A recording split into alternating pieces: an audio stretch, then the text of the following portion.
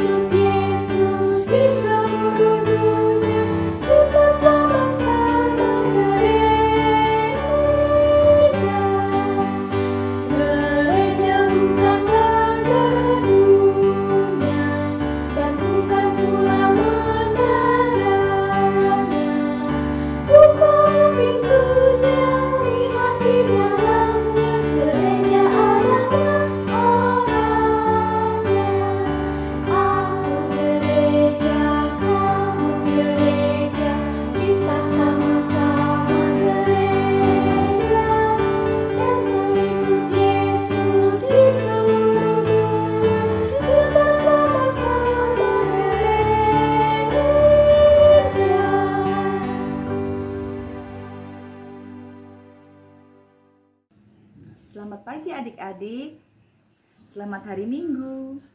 Bagaimana kabar kalian? Semoga Tuhan selalu memberkati kalian dan bersama keluarga kalian masing-masing. Adik-adik, kita jumpa lagi pada pelayanan firman kali ini bersama Kakak Yeni. Adik-adik, mari kita persiapkan Alkitab kita. Kita buka Alkitab kita dari Kisah Para Rasul 28 ayatnya ke-17 sampai ayat ke-29. Adik-adik yang belum bisa baca, mari minta bantu dengan mama atau papa atau kakak. Mari kita membaca Alkitab kita masing-masing.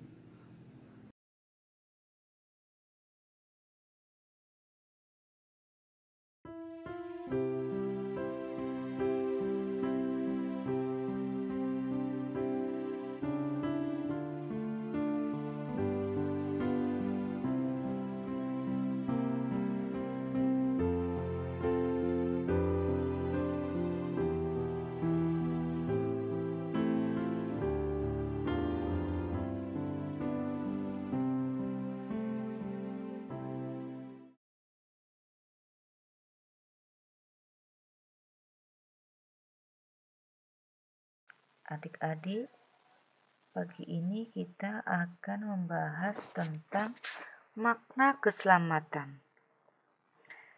Nah, siapa sih dalam cerita ini yang memberitakan keselamatan? Ada yang tahu? Iya, dia adalah Rasul Paulus. Minggu kemarin kita sudah banyak mendengar cerita dari Rasul Paulus.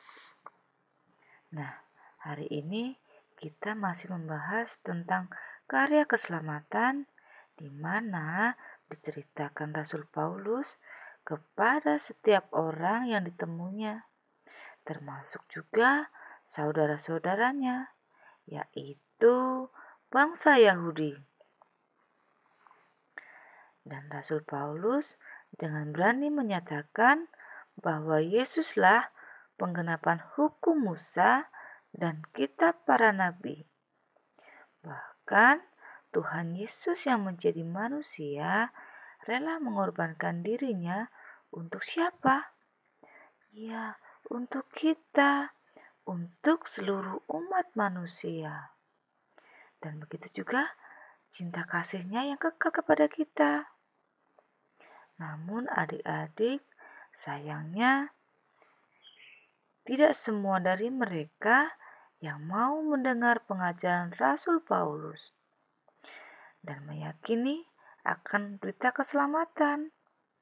Padahal yang perlu kita ketahui, Allah menyelamatkan semua orang yang percaya kepadanya, maka mereka tidak akan mengalami kebinasaan. Salah satu yang menjadi tugas kita adalah mengikut Kristus masa kini. Kita yang saat ini mempunyai tugas dan tanggung jawab untuk semangat memberitakan Injil keselamatan. Nah, adik-adik, contoh kita mensyukuri karya keselamatan Allah dalam hidup kita. Contohnya, kita tidak boleh berkata kotor, kita harus mengasihi sesama, tidak boleh sombong, dan satu lagi, kita tidak boleh membeda-bedakan suku, agama, ras, dan golongan. Bahkan Allah bersedia mengampuni mereka yang hidupnya yang mau menerima keselamatan dari Allah. Nah, luar biasa bukan Tuhan Yesus kita?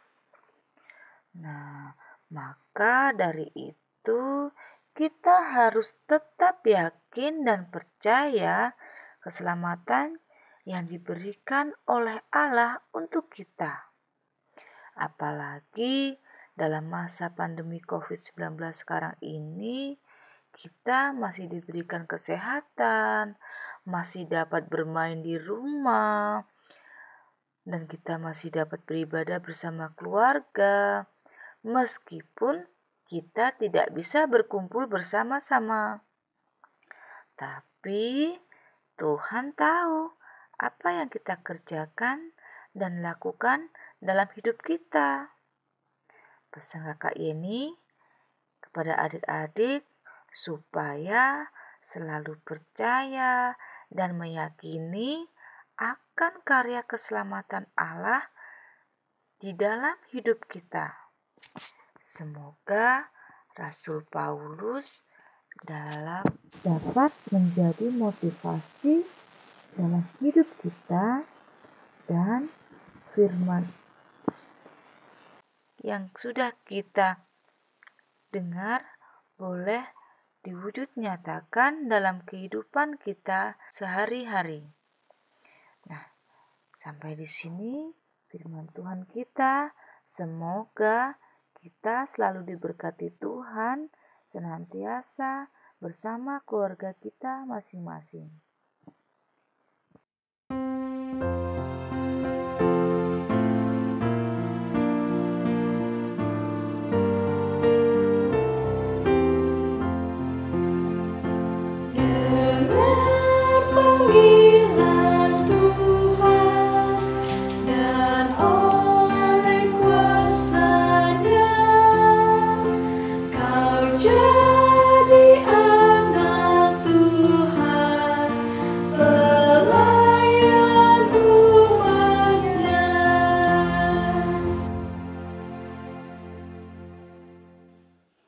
Adik-adik, kita sudah mendengarkan firman Tuhan.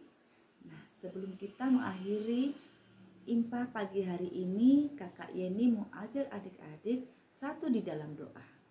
Mari kita lipat tangan, tunduk kepala, dan kita tutup mata. Mari kita berdoa. Tuhan, terima kasih Tuhan untuk penyertaan-Mu di dalam pelayanan kami ini. Kiranya Tuhan berikan kemampuan kami untuk selalu meyakini bahwa karya keselamatan-Mu begitu luar biasa di dalam hidup kami. Tuhan, ajarkan kami seperti Rasul Paulus yang selalu memberitakan keselamatan. Tuhan, biarlah firman-Mu ini menjadi kekuatan iman percaya kami di dalam kehidupan kami dari hari lepas hari. Tuhan, inilah doa syukur kami, hanya kami panjatkan di dalam nama Tuhan Yesus yang baik dan yang kekal.